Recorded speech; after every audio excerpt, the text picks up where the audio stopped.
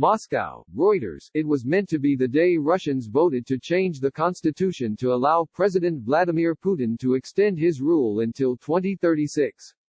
Instead, Putin spent Wednesday troubleshooting one of the biggest crises of his rule, fallout from the coronavirus outbreak. Because of the pandemic, the constitutional vote, described by opponents as a power grab, has been postponed until an unspecified future date. So too has a military parade marking the 75th anniversary of victory over Nazi Germany in World War II, an historic event the former KGB officer has long used to support his narrative of a Russia that, thanks to him, is resurgent. Putin has survived many crises before, and there is no sign that he is about to be toppled. But problems are piling up for the man who has dominated Russia since 2000. The price of oil, the Russian economy's lifeblood, is at its lowest level in nearly 2 decades, and the ruble is now one of the world's worst-performing currencies. Gross domestic product could fall by 15% if oil prices drop below $10 per barrel, Russia's biggest bank says. There won't be a macroeconomic meltdown, but I'm worried about the population losing their livelihoods, said Sergei Guriev, a senior economist who left Russia in 2013. Former Finance Minister Alexei Kudrin says the number of jobless Russians could more than triple to 8 million this year. And oil and gas revenues could drop by $165 billion, said Nordia Russia chief economist Tatiana Evdokimova, which would force the government to dig deep into its international reserves to fund the state budget, already facing a big shortfall.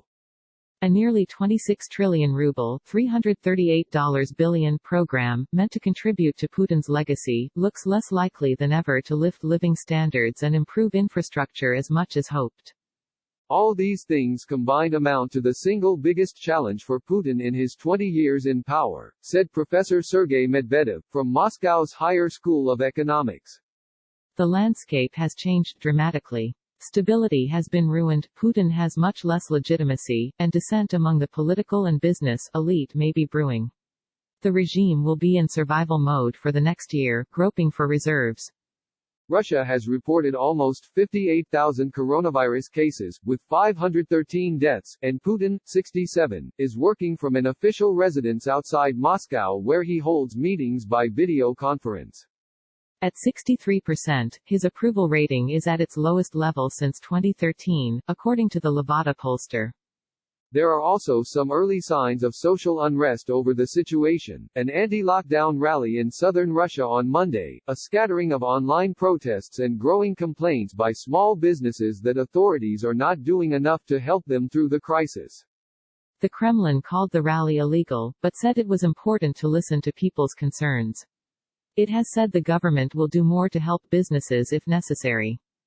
Private business owners have been told to suspend business, but to keep paying staff. Daria Kaminskaya, who owns a car repair shop where work has dried up, told Reuters she had paid her 7 employees out of her own pocket. This is how revolutions were started in the past, beginning with the proletariat, she said. A senior Russian businessman, who requested anonymity for fear of repercussions, said he expected a wave of bankruptcies among small businesses. It probably won't be as bad as 1991, the year the Soviet Union collapsed. But it will be difficult. It could be that violence, big demonstrations won't happen, but the population will be on the brink, he said. Putin's role has come under scrutiny, with critics accusing him of being initially absent from the front line in the battle against the coronavirus. The Kremlin has dismissed the criticism, saying it was right to let regional leaders deal with things on a local level. But a decision by Putin to send medical supplies to the United States and other countries as a goodwill gesture went down badly, with some Russians worried about their own supplies. Unable to buy face masks or paracetamol in a pharmacy this month, a woman was heard saying by Reuters, "We've probably given it all to the Americans. Why did we do that?" Putin's 4th presidential term does not expire until 2024. He has state television on his side, the police are well drilled in shutting down demonstrations, and the judiciary has shown it is ready to use tough laws on protests to punish demonstrators.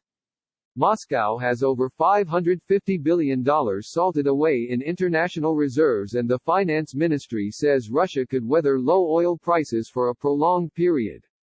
Putin faces no obvious immediate threat from the opposition, which he has successfully kept down by using the levers of state power, and mass protests in 2011-12 eventually faded. But some critics say economic upheaval and discontent over the handling of the coronavirus crisis could boil over. Repression and the National Guard won't be able to do much against genuine popular discontent, opposition politician Vladimir Milov wrote this month, saying a revolutionary situation was developing. Others do not expect Putin to stumble. People may suffer more, there could be riots or unrest, but such things would not immediately bring about changes in the political system, said Professor Medvedev.